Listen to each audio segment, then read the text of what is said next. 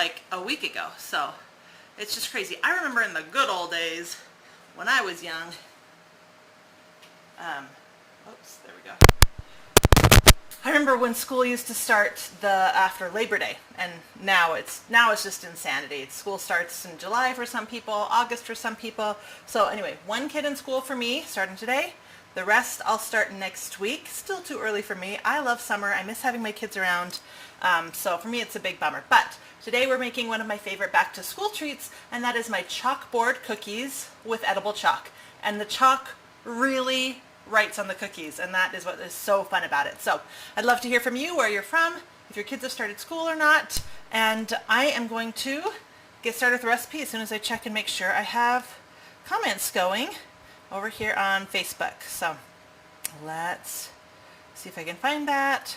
This technical stuff at the beginning of the video is always my least favorite part. So there we go, almost there. All right, okay, I can see you guys watching. Cassie, Tina, Lulu, Julie, and Jennifer. Hi, welcome. Okay, comments are working over on Facebook. If you are watching on YouTube, I can't tell if you're watching or not because I don't see any comments, and I can't tell if the comments are working or not. So if you could leave me a comment real fast just so I know, oh yay, it's working. They're showing up, okay. Both platforms are working. That's always a win. So the first thing we're going to do is make the cookie base, and this is just my normal sugar cookies that I make at the holidays. Let's face it, I make sugar cookies year round for every holiday. I have a 12-gallon bucket filled with cookie cutters for everything. I use them for my kids' birthday parties. I make Christmas cookies, of course, that's the classic, but I also make cookies for every single holiday, including back to school. So that's what we're going to do right now. Oop, wrong camera. Let's see if we can get this started. Yay! Something else is working, except it's not in focus. Okay, so the first thing we're going to do is we're going to sift our dry ingredients. So this is just a bowl and a sifter, and I'm going to add the flour to it. Hello from Ohio, welcome. Hello from California, Tulsa, Oklahoma. School starts in your county tomorrow. Man, I know that a lot of parents love their kids starting school. I do not. Okay, so I have baking soda because we have sour cream in this recipe, and so the baking soda will balance the acidity in the in the sour cream. And then I'm also going to add some baking powder. Now usually I don't add both, but this is my grandma's recipe, and so I don't mess with it. Next we're going to add some nutmeg and get it out. Now the nutmeg makes it more holiday-y, so if you want to leave the nutmeg out when you're making these the rest of the year, not Christmas, feel free to. For me, it just wouldn't be these cookies without the nutmeg, so call me crazy. And then some salt. We're going to sift that together.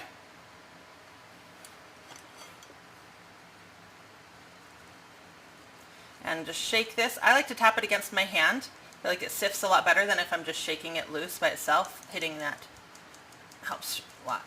Get out all those big chunks. We don't want anything like that in our batter. Okay. And next we're going to now just whisk it to make sure that those leavening agents and the nutmeg and the salt are all incorporated. I'm going to put this off to the side, and we're going to bring in the big mixer now. So move these ingredients over now that I don't need them.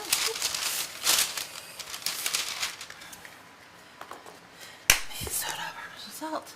Hi Ashley, hello Margaret, welcome. You love nutmeg, me too. But yeah, I have gotten a lot of people going, nutmeg, that's a little bit holiday-ish. So again, totally optional. You can even add another spice if there's something else that you like.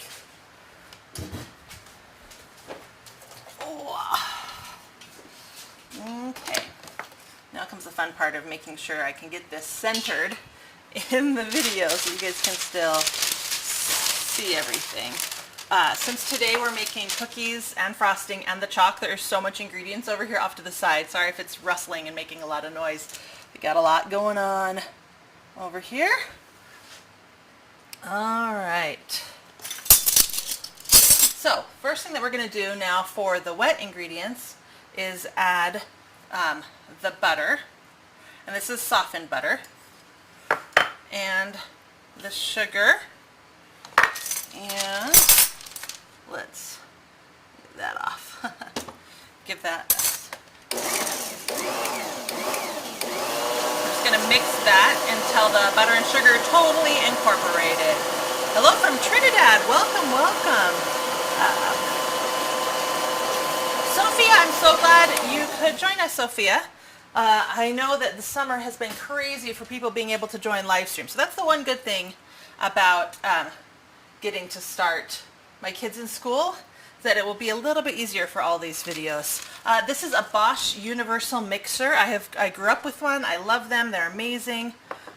All right, so this is a little bit lighter and nice and fluffy. Now we're going to add the rest of the ingredients. I'm going to add the sour cream. Hold on, let me get it all. And an egg. And we're going to add some vanilla.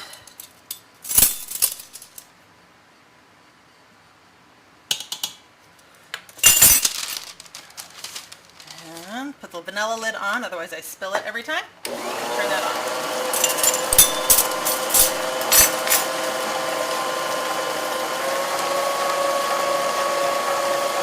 And that shouldn't take too long to beat. I'm just going to go ahead and make sure that we scrape that center down. Now this does have bowl scrapers that are coming with it, but it's still good to just give it a good scrape. There we go. Alright, now I'm going to add the dry ingredients.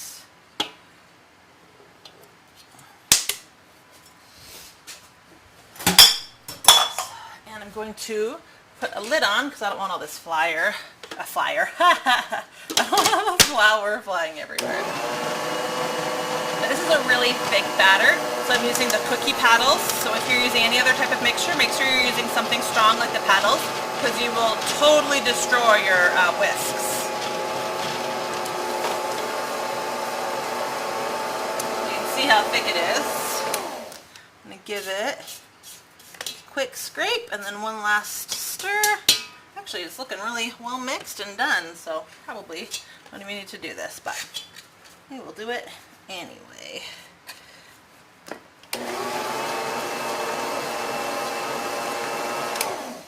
Alright.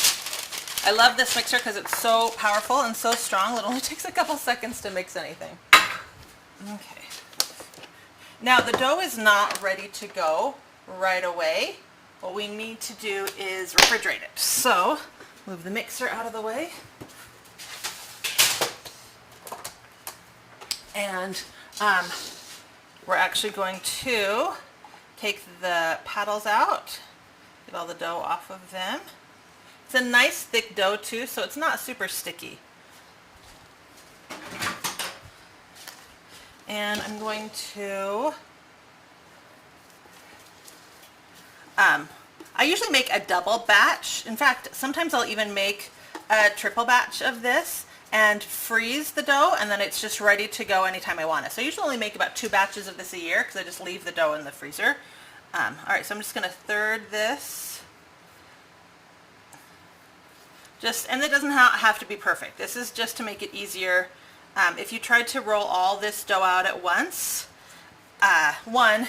it would get really, really soft. And it would make a lot of cookies, and it would be really big on your counter, which we don't want. So I divide it into thirds, and I bring over some wax paper.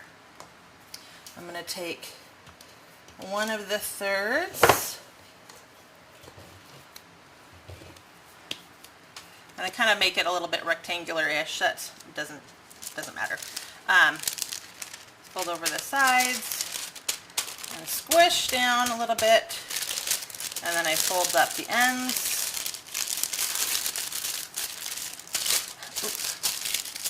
And I do the same thing. And the reason that I squish it now is it's actually going to be easier to roll out because we're going to refrigerate this for at least 4 hours, and it's already nice and flat in a nice rectangular shape. It's going to be really easy to roll the rest of the way, and cut the dough. So that is what I like to do. You actually don't have to rectangle it. You could just put it in a pile like this and fold this over and squish it down and it will rectangle itself. But I find it a little bit easier to fold if it's kind of already close to the right shape.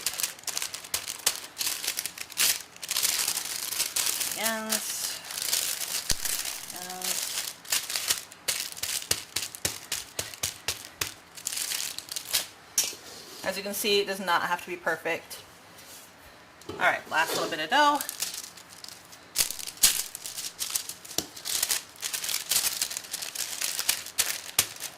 The ends. And the reason I flip it over like that is that it's holding those folded ends down for me while I press the dough. Okay, so now I'm going to take this dough, and usually I put it in a gallon-sized bag just so that no extra air gets in it. I write the date on it so that if I'm putting it in the freezer, I'll know how old it is. Since we're just going to refrigerate this for a couple hours, so leave it in the fridge like this. And of course, I have some pre-made dough, because that is the magic of live television with me. So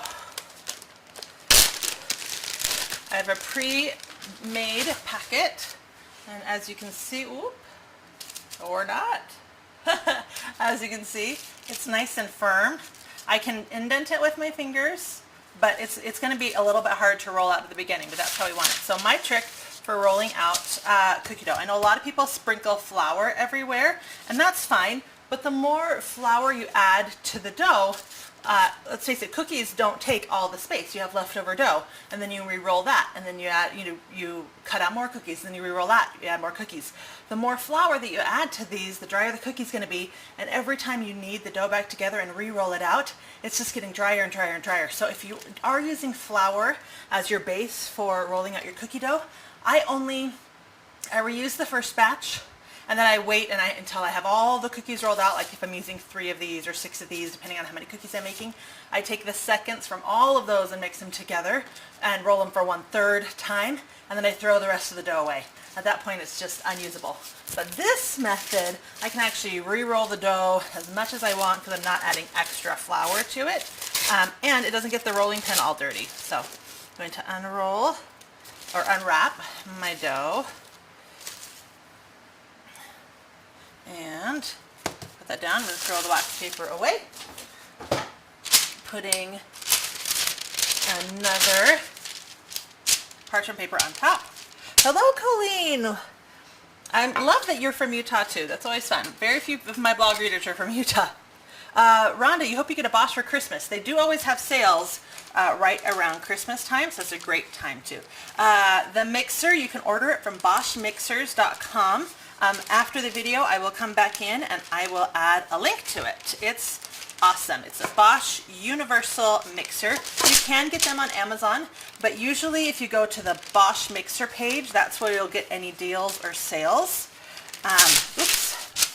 All right, so another reason I like rolling it on parchment paper is it's easy to adjust the dough as you need to. If you keep your dough in one place while you're rolling, you're always going to get a thinner side closer to your body where you're stronger, and a thicker side over here away from you. So I always talk about this too. Constantly moving your dough while you're rolling it out, you'll get much better results. So by being on the parchment paper, that makes it really easy to do. Like when I make pies and I use my pie bag, it's kind of that same principle. In fact, that's where I got the idea, was from my pie bag. My pie bag's just a little too small to use for my cookies dough. Anyway, so depending on how thick you want your cookies, I like to go about 1/4 of an inch. Trinity, hello, from Mississippi. We have people from all over today. That is always so much fun. It's crazy. When I was growing up, this is going to totally age me.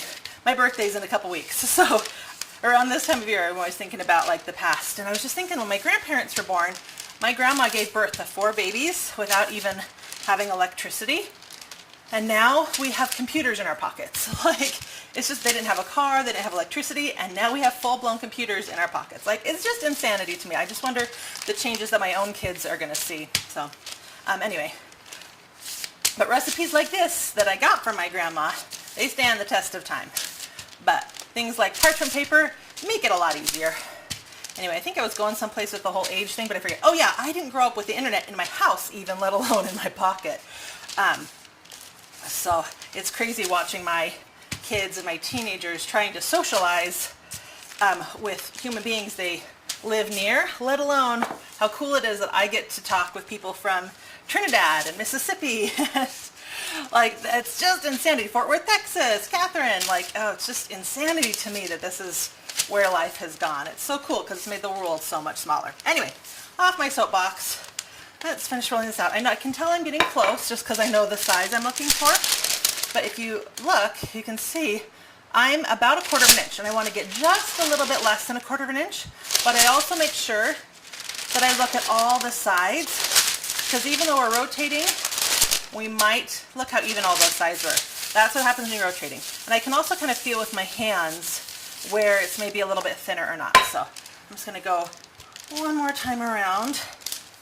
And as it gets warmer as you roll it, and under these really warm video lights, it starts out really hard, and then it gets easier. So when it hits that point that it's getting really easy to roll, you want to be careful, because it's easy to go from, oh my word, that's almost perfect, to, crap, it's too thin.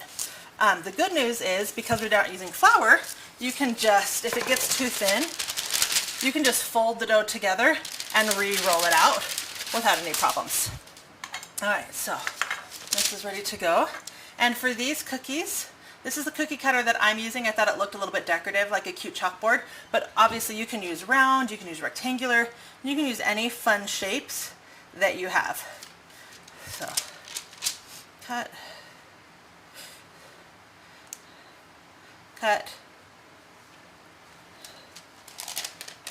I like how I say cut. That's actually what I do in my mind as I'm like talking to you guys. In my mind thinking cut. So then I tend to say it out loud. Kind of a dorky thing, I guess. I hadn't really thought about it until you realize that like I'm talking to what? How many does it say? I'm talking to like 85 people right now, right?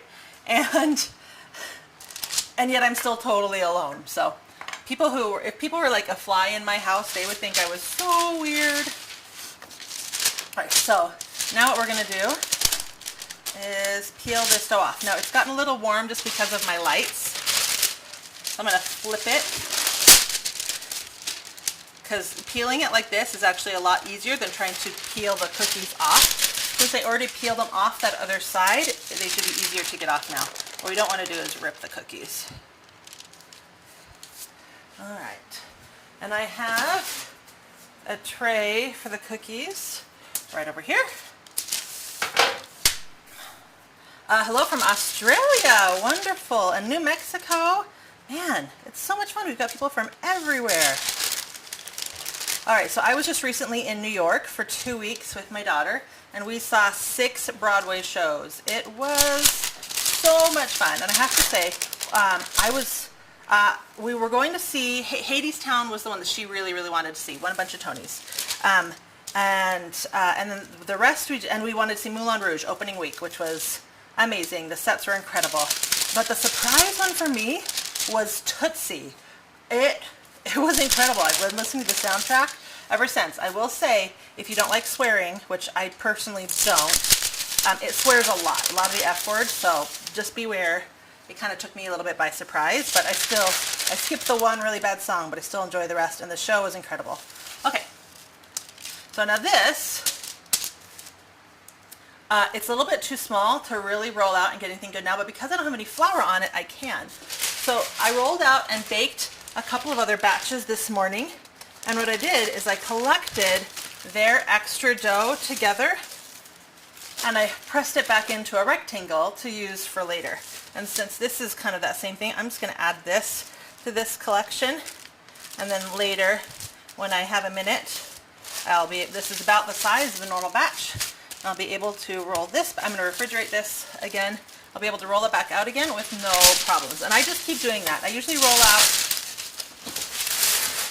about 3 packs, and then I take those excess from those 3 and put them back together, refrigerate them while I'm baking cookies for about like 15 minutes, and then I re-roll them out. So yeah, especially at Christmas time when I'm making like a triple batch, I'm making a ton of cookies for all my neighbors, stuff like that. All right, so this is ready to bake, but because it's so stinking hot, I don't want to turn my oven on. I already have baked some cookies, and I'm gonna bake those later tonight when it's not as warm. So, but this is what you want to see from your cookies after you've baked them.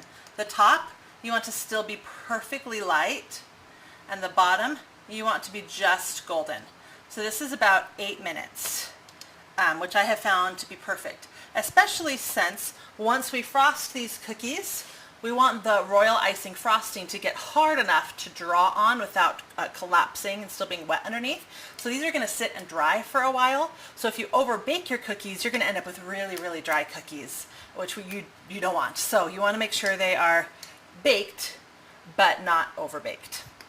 So that light golden color on the top is what we're looking for. All right, next thing we're going to do is make the royal icing. This is just a classic royal icing recipe with cocoa powder added, because that's going to help us achieve the black, so we can add the black dye. Now typically I use dry powdered black dye. The powder dye is super concentrated and super strong, and because you're not adding any liquid to the frosting recipe, because frosting is really sensitive to liquid, it's a great alternative to add a lot, but it's a little bit hard to find, and I didn't have time to go like half an hour down to the store where I usually find it at. Sometimes they don't even carry it, so I'm just using my normal black icing today. You just end up using more, so just be aware when you're adding your liquids not to add too much liquid, since we are going to be adding this gel dye. What you don't want to do is use pure liquid dye. That stuff is so watered down. It's not going to color a darn thing, especially going for something as dark as black icing. Another tip for black icing is actually as it gets older, it gets darker. So I made a batch this morning. I have it up in my cabinet where it's nice and dark and away from these lights, because these lights will fade the color out of it. And it's waiting to go. But first I'm going to show you how to make it. So I like to use my electric mixer for this because it has to beat for about 12 minutes really, really strong to get the thickness we're looking for. So in fact, the reason I bought my Bosch the first time was just because I was making so much royal icing at the time. But today I'm just going to show you with a hand mixer. So, and I'm doing just a really small batch since I already have some made up. So, powdered sugar and cocoa. Now this is dark cocoa, not normal cocoa. That's also going to help us achieve a better color. Light cocoa is more of like a light brown, and dark cocoa is more of a dark gray. So that's also going to help us achieve the color that we're looking for. Now cocoa also dries out things, so you have to balance it by adding more water. So less water for the gel, but more water for the cocoa. So this is one of those recipes that the water amount is actually really sensitive and depends on where you live. So you add the minimum water first, and then as you're beating the frosting, if you need to add more, you can. But I recommend adding it like a quarter to a half a teaspoon at a time, just because it is so liquid sensitive. You might end up adding a whole teaspoon. You might only end up adding nothing at all. So it really depends on where you live, your altitude, how dry it is, your humidity level. All sorts of factors play into this. So that's why this is one of those recipes that it's really about the final texture and look and knowing what you're looking for. All right, so let's get a little closer. And finally, meringue powder. Now, meringue powder comes from a couple different brands. I've had this one forever, but it gets really condensed really easily. So what you want to do, look how old this is. My recipe is falling off. You want to give this a nice shake before you open it, and that kind of fluffs it back up again. You don't want it compacted when you're measuring it out.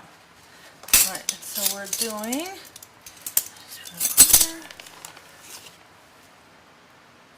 oh, we're not. There we go.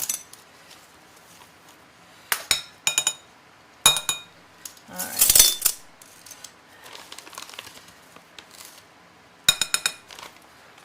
Okay. Whisk this together. And I'm going to get that cocoa all mixed throughout. And now we're just going to add water. So I'm adding the base amount right now, and then we're going to add more water as we need it. But the first thing we're going to do is just get it, oops, not plugged in. That would help, huh?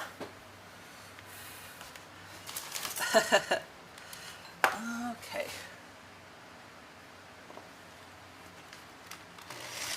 Now, again, I usually use my mixer with this, and I put the lid on it so I don't get the powdered sugar cloud. I'm just kind of keeping it on low and getting it all incorporated with the liquid. It's amazing how you don't need much liquid to get this liquidy. Well, we're almost there.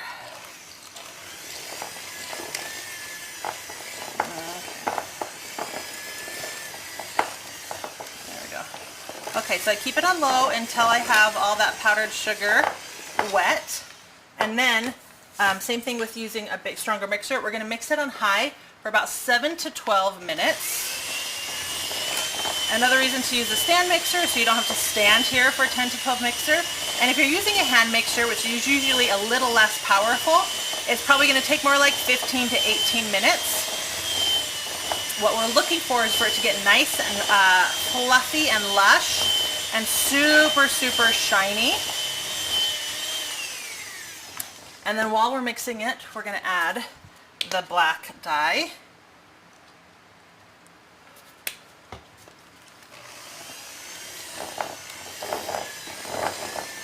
And this black dye dyes everything, including your hands. And after you wash the black dye off, it actually leaves your hands like pink red. So watch out, be careful. You might want to wear gloves if you're super clumsy and klutzy. Hi, Gayleen! All right. Look how beautiful and black that is.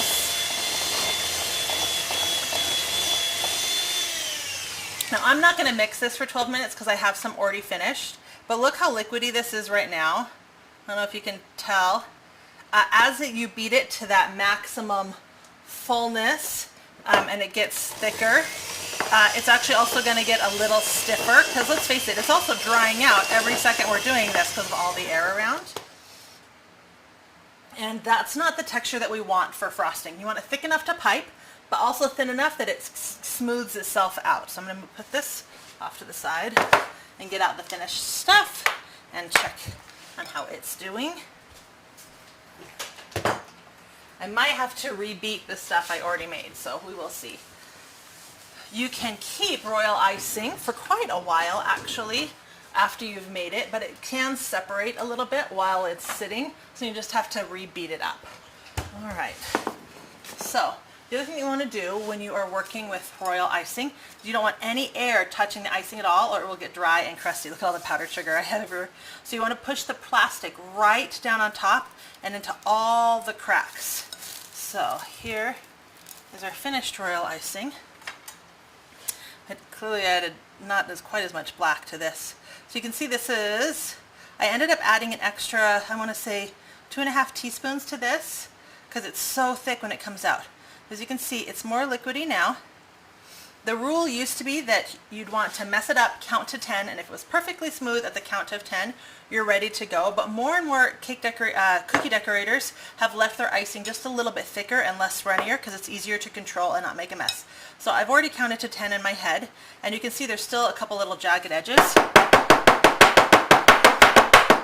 But if you shake it out, it gets fairly smooth. So this is about the texture I like it now.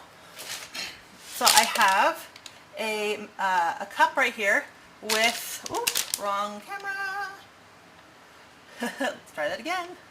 I have a cup with the tip already in there, and it's holding my piping bag for me because this is hard to do without an extra hand. All right, so I'm going to pour the, oop, look at that, made a huge mess. That's talent, folks. I'm going to pipe some of this finished icing right in here. Now that I'm going to leave some of this frosting for later because I don't need it all right now, so what I'm going to do is, again, push this plastic down over the top, making sure to cover all the frosting again with no air. Press it really down into the edges. Even pressing it down against the bowl where there's not any frosting anymore. Oh, look, I got some on me already. And got some all over the counter already. And again, this will dye your counters if your counter is all porous. So make sure you clean it up right away.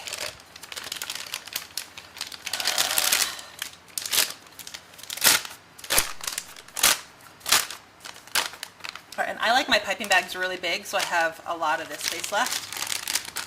And again, same for that air thing. We're going to get all the air out. I'm pressing around here to make sure that I'm not getting air at the edge of my bag, or it's going to cause more problems. Okay, move this out of the way. And let's bring our cookies back into frame. Okay. So the piping bag, you want to hold it between your thumb and your hand, but you also want to twist it and pinch that twist right there. The reason for that is if you don't twist it and pinch it as you squeeze your bag, the frosting will all go out both ends, and then you're losing a lot of pressure and all those muscles that you're using, which is surprisingly how much muscles you really use piping. Oops. And let's try that again. There we go, right camera. This arm right here is actually bigger than this one, so when I roll up my sleeves like this, it's always tighter on this side than this side from my piping muscle. Now, if your fingers are hurting as you're piping, if you're doing a lot of piping, that means you're using these little itty bitty muscles to squeeze, and that's not great because those muscles aren't very strong, and you'll end up like having to pry your fingers away from the bag, and you'll look like this for a couple hours afterwards. What you want to do when you're squeezing, I don't even bend my fingers really. I'm using this muscle right here, and I just keep my fingers fairly flat, and I'm using this to squeeze. Kind of hard to describe. So I'm pinching, and I'm really trying to use the squeezing here, not here. So if you're feeling it here, you're squeezing right. Well, there we go. All right. So first thing that I do is I pipe around the edge of the cookie.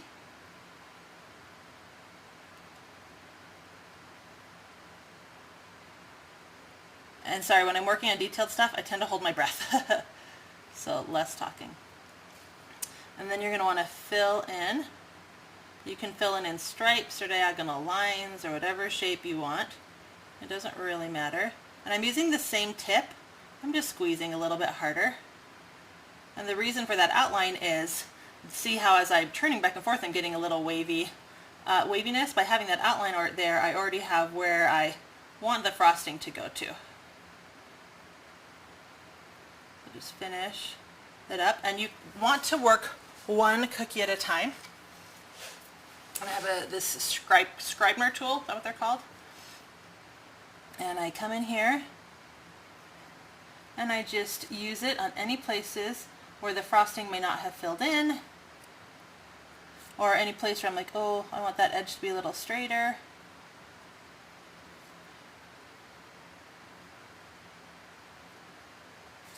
I'm trying to get rid of any line that's left from that piping. And then I carefully at the end pull it away so that I don't get a point. I know it's hard to see in this black icing. And usually I only work one cookie on a plate. And then you want to shake that down. So you can see how smooth it is. Let's try from the other camera angle.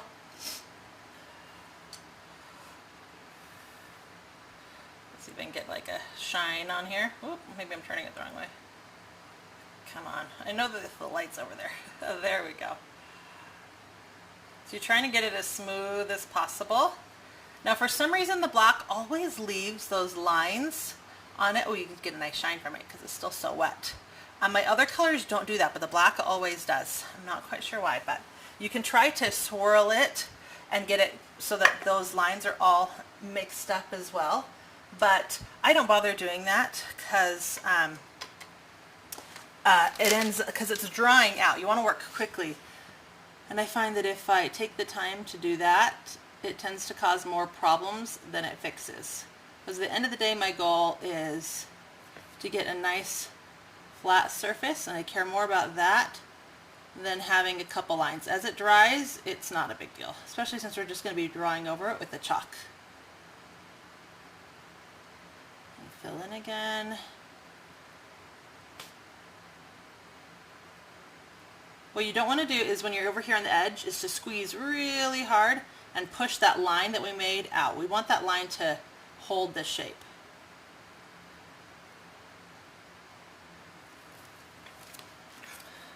I'm going to keep a wet rag to clean this in between all my cookies. Because you don't want to put a dirty... Oh, no, no, no. Ah, poop head. Just trying to move the cookie over and my nail got right in the cookie. Luckily, it's still wet. I can fix it.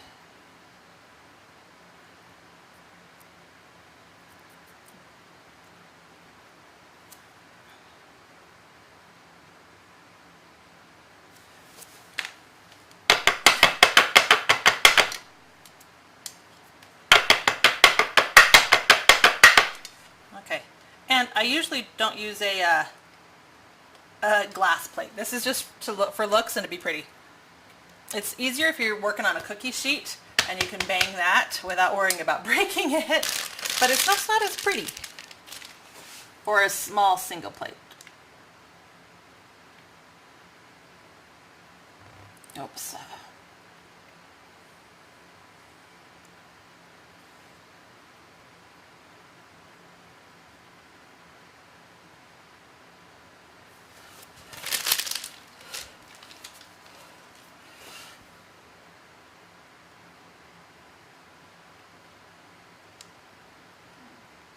Like I said, I hold my breath when I'm working on detailed stuff, so I'm trying to not be silent, but it's a hard habit to break.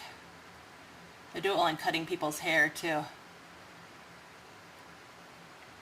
It used to make my aunt nervous. I used to live with her, and I'd cut her hair. And she'd get really nervous when I would stop breathing for so long as I was, like, working on her bangs and stuff like that.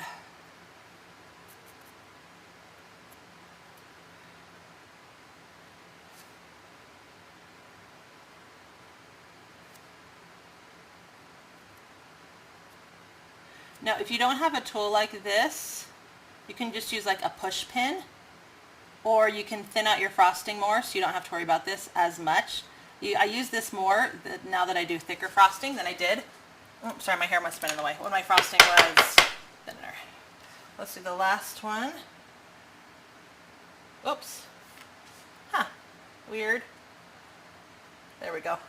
My camera switching software closed on me. All right. Let's do this one from the side so you can see it from another angle.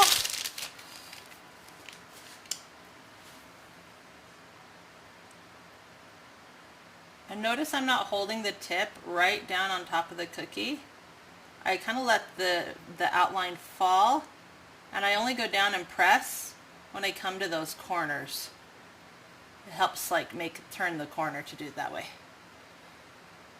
There's so many things that you kind of forget that you do until you're doing it. So if you guys have any questions, if there's something I'm not explaining well, let me know.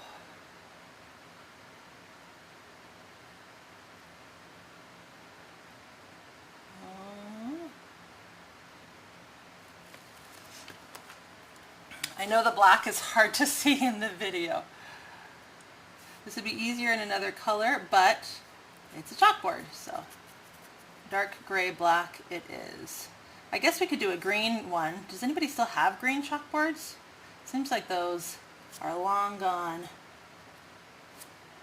I don't remember the last time I saw a green chalkboard. Did anybody else grow up with green chalkboards like me?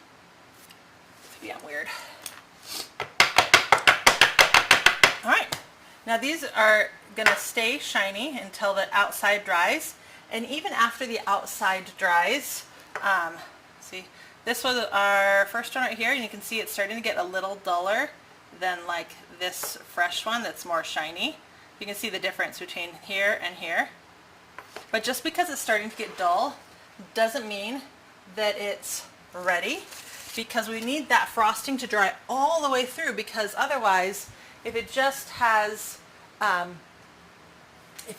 crust on it, you could still crush it. Hold on, I'm going to pull one for the bottom of the pile.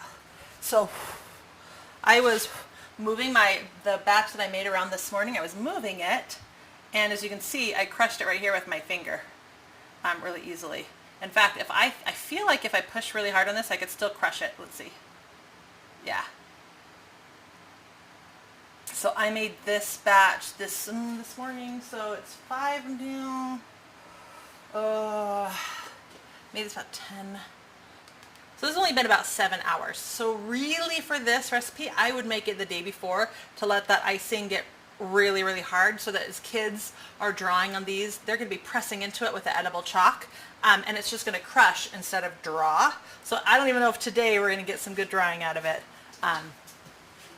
but we shall see. Okay, so cookies are done, frosting is done, cookies are frosted, they're now drying.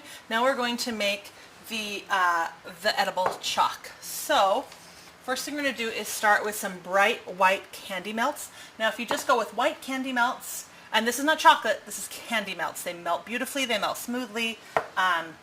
They're flavored like vanilla, but there's a difference between candy melts and chocolate. So I just get the Wilton ones that you can pick up at Michael's or Joann's or Walmart, and the bright white, because the normal just white vanilla ones are actually a little yellow still, but these bright white ones are nice and white. The first thing we're going to do is microwave these, melt them.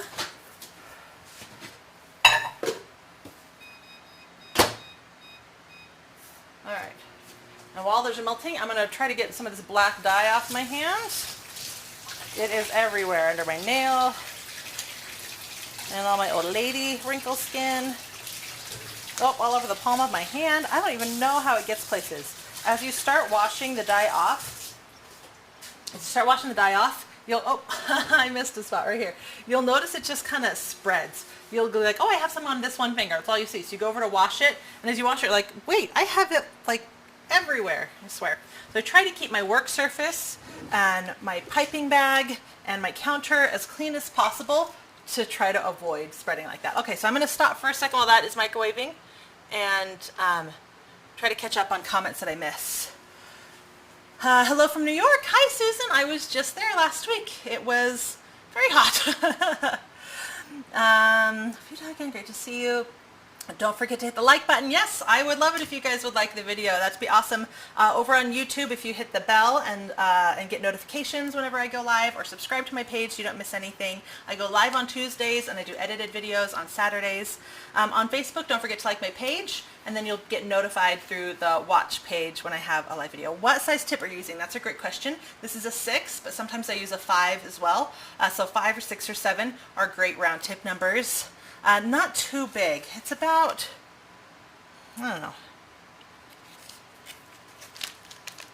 I'm going to get my rag and clean off the tip.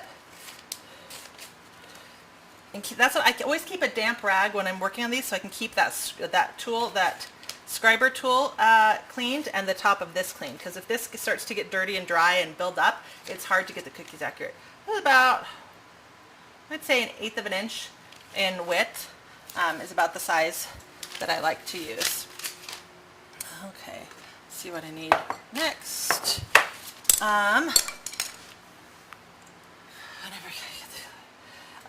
You hold your breath when you're doing delicate work on cookies or cake too. I'm glad I'm not the only one. Kimber, hi, it's good to see you. Hi Ashley, hello Gayleen. That's the one thing with royal icing, you think you have a lot until you start to mix it up. I know, right? That powdered sugar looks like so much, you add that little bit of water, it just kind of shrinks. It's amazing.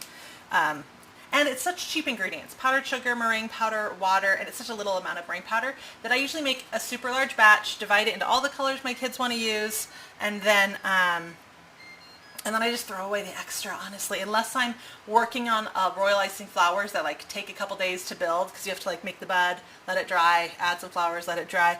Then I'll keep it so that I can keep consistency in my colors. Otherwise, I just toss it. Same that mixer. Okay, I think I'm all. Hello from Georgia. Hi, Amanda. Hi, Cindy. Okay, so our melts. So I have a melt chocolate button on my microwave that is my favorite thing ever.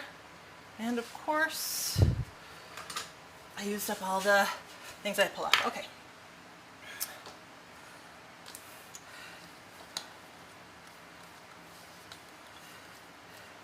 Sometimes it's all completely melted in one batch, and sometimes it takes 2. They changed the recipe, and I have the old stuff on the bottom where it's melted nice and smooth, and the newer stuff is on top, and it's not melting as smoothly. I don't like the changes that they made to these candy melts. Now, you want to give it some time. You don't just want to be like, oh, it's not melted, and throw it back in the microwave, because it can actually burn. The glass is nice and hot, and then the stuff that is melted is nice and warm, and it continues to melt and soften those chunks that aren't quite melted all the way. So just give it a second, keep stirring, And then if you just really aren't getting the consistency that you're looking for, you can throw it. Man, this new stuff is like grainy. You guys see that?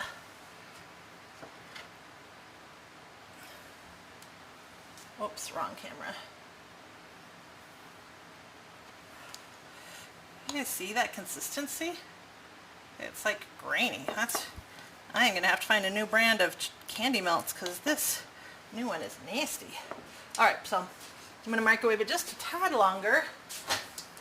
Now, when I'm using candy melts for like a shell of something, I'll add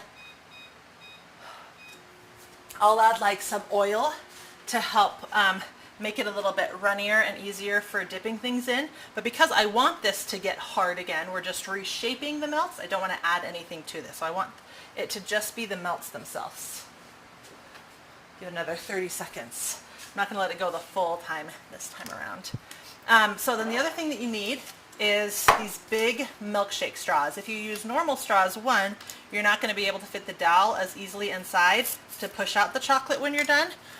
But also it'll be such small chocks that they already break easily because it's candy melts. They'll break even easier. So you want them thicker. So these big, huge jumbo milkshake smoothie straws. Then you want a cup with like 1/4 inch of sugar inside it, and you just put the straws down in there. And the reason for that is this is melted chocolate, candy melts, right? And it's liquidy. And if you pipe it into the straws and you had it in a cup without sugar on the bottom, it would just run out the straws and fill up the bottom of the cup. So the sugar helps keeps the candy melts inside. Oh my word. This is crazy. I am not liking this consistency at all. I might have to add some oil to this. I wonder if I just got a bad batch. I don't know where my bag went. This is crazy. It's still all grainy. Anyway, so almond bark would work too. The almond bark just doesn't come in this super bright white. You can, of course, use that white food coloring that I've showed you a couple of times to help brighten it a little bit. This is insanity that it's not runnier than this. The batch I made this morning with the old wafers that I've had forever, like just melted beautifully and smooth. I'm going to write a letter to someone. Not really. I'm just not going to buy that again. Like, it's still super grainy. All right, I'm going to add a little bit of oil. Where do I have? All right. I just keep shortening over here on the side.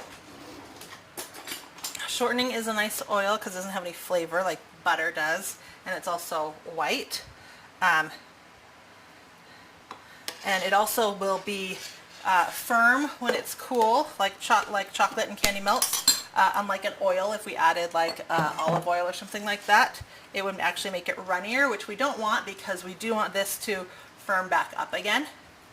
All right, let's see if that helps. That looks so much better. That's really helping. It's still grainy, but it's at least liquidy enough now that we can pipe it. So, all right, so, phew, save the day. I still don't get why it's grainy though. Isn't that weird? Okay, anyway, I'm gonna get past it. Now we want to put it in these straws. Now I don't just want to try to pour it from here because let's face it, nobody's that talented.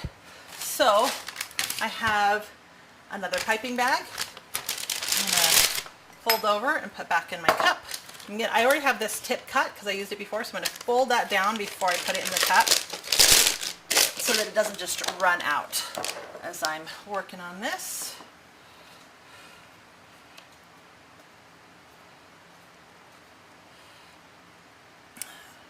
I wonder if it's because I left the candy melts in the car yesterday when it was really hot while I was shopping.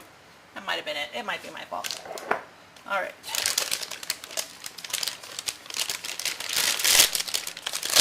Yeah, Wilton has changed a lot, and some of it I like and some of it I don't.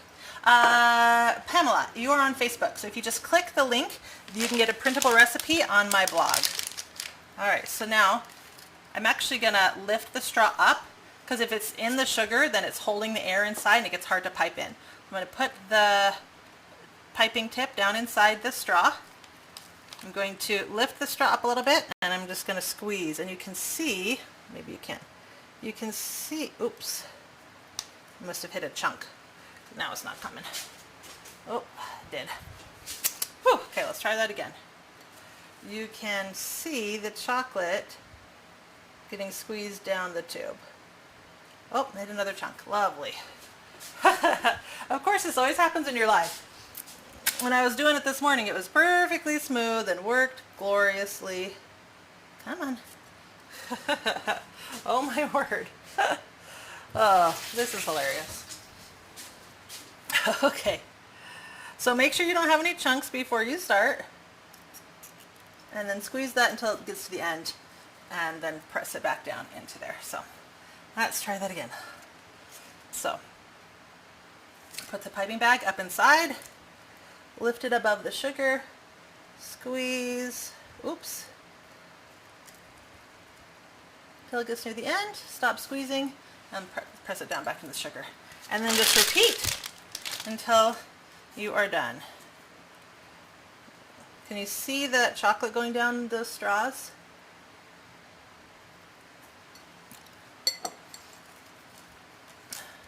Let's keep doing this till what I melted is done.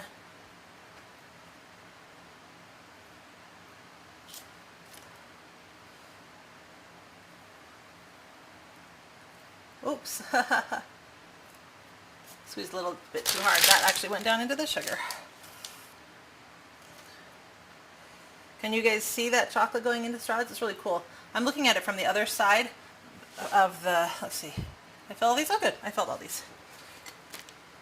Alright, so then you usually can just set these off to the side, and then while the cookies are drying and the chalk is cooling, I just wait until the next day and pop them all out. If you're in a hurry, you can of course put these in the fridge. So now, put these aside. And here is the batch that I made earlier today, and I threw in the fridge. They'd be ready. So nice and hard. You can see the sugar all crusty on the bottom of these. Now you want a dowel rod. Hold on, I'm going to wipe the counter really fast. The chocolate everywhere is bugging me. There we go. Alright, so what I do next is I hold the straw in front of me, and I take a dowel rod and I just push. Now, it's kind of depending on your straw and your chocolate, it might not come right out. So the trick for that is to actually warm it up a little bit, because again, it is just candy melts. It does remelt. So I'm just going to turn on some hot water, and I'm going to run the hot water over the straw from here to here, making sure the water doesn't go over the edge on either side, because we don't want the melts getting wet. And I just do it for and I just turn the straw while I'm doing it. And I do it for like 5 to 10 seconds. And then I give it a try again. And it just easily comes out. There we go. Do the next one.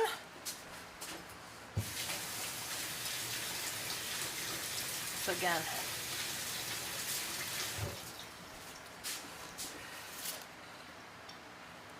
isn't that cool? This is one of my favorite things to do. So this one I heated just a little bit less. It's a little bit more sticky. So if you try it and it's still not coming out, just run it under the water a little bit longer. Just don't keep running it under the water for too long, because then you'll end up making it too melty and too wet, and then that's a problem, another problem, because then it's going to try to set on your counter. We still want it to be hard.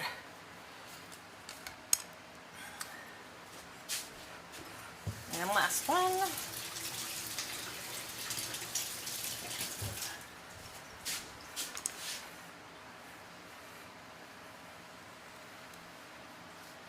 There we go. How cool is that? All right.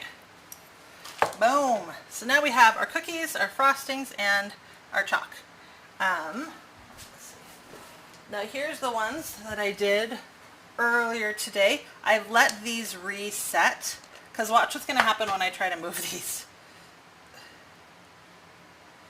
They're still just, because I just warmed them up, they're going to need another second. They're going to leave lines on here. So move these over to that other plate. Oh, that one broke, which is okay because we're just going to be breaking them.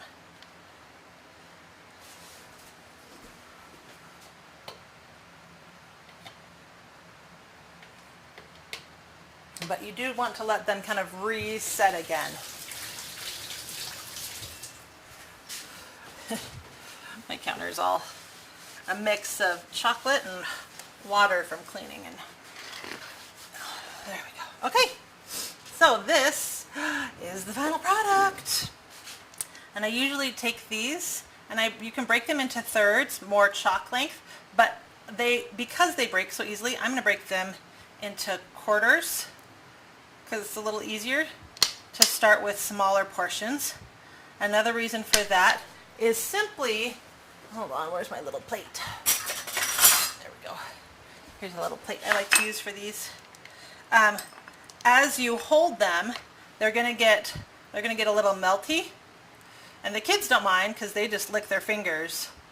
But I don't want. It's better to have a smaller piece that gets a little melty and have more hard pieces left than to use all your pieces really quickly and have all of the big pieces be super melty.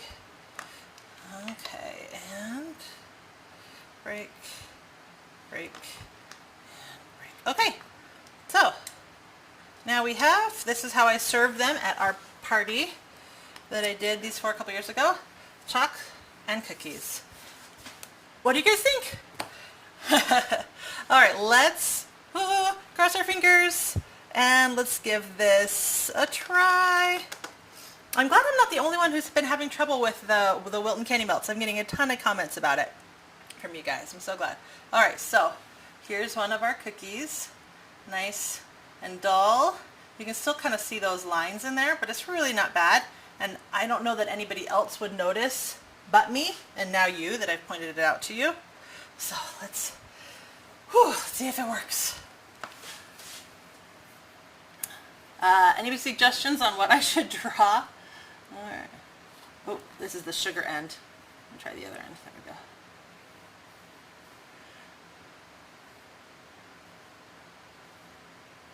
Oh, it broke. Just like I told you it would.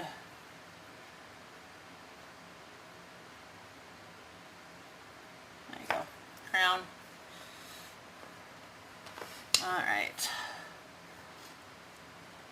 Cute idea. Could you roll it between your hands? Oh, the straws, you could, but you might risk breaking. You might miss breaking it before you're ready to. That's why I like the running water and the dowel rod. And you can see it's already like getting a little melty on my fingers. But the kids love it and they make a huge mess and it's not a big deal. Let's see. I think my daughter, when she did this, drew a pig, if I remember correctly.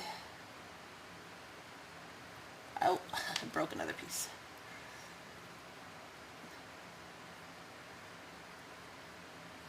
Now, this will not win any drawing awards, but it's super fun back to school. The kids love doing it. And yeah, that's pretty much all there is to it. Then, all right, any questions from here? 1 + 2 = 3. That would be cute. You're right, June. Let's do that. Let's see. 1 + 2 equals... Oh, broke the chalk again.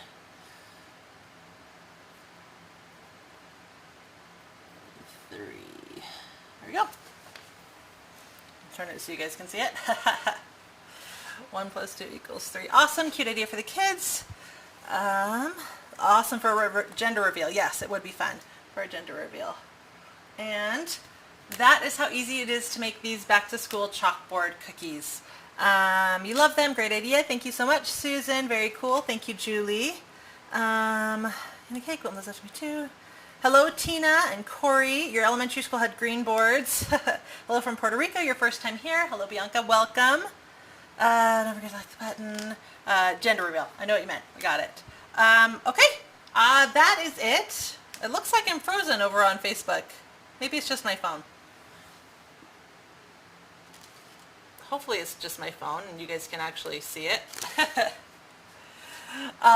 Anyway, so that is it. Super fun, super easy, chalkboard cookies with edible chalk. And again, as these melt and break and get all melty, the kids just eat them. I make a lot of extra chalk. That's the one thing that I make sure to have a ton of, because the kids do go through quite a bit of it. So that's it.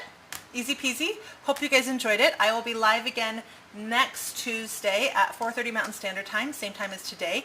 I haven't planned out what I'm going to be making, so if you have any suggestions or requests, let me know.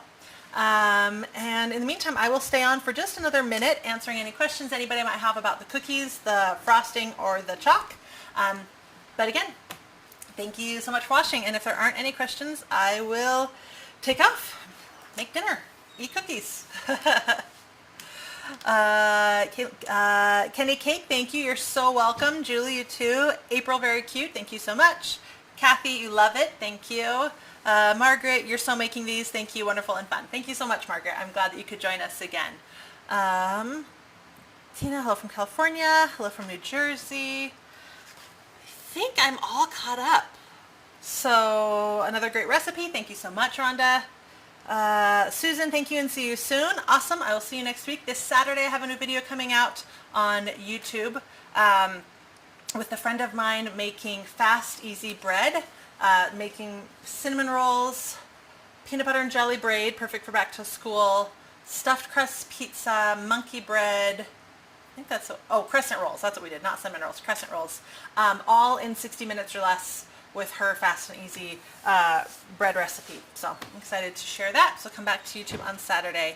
And there's going to be a replay. You missed it. Yes, Daniel, as soon as I turn this off. In fact, right now while you're watching it, you can just take the scroll and scroll it back to the beginning and watch it. So Elkin, hello from Montreal. Hello. So anyway, thank you guys again so much. I'm glad that you enjoyed our back to school chalkboard cookies with edible chalk, working edible chalk, and I will see you next week. Have a great day.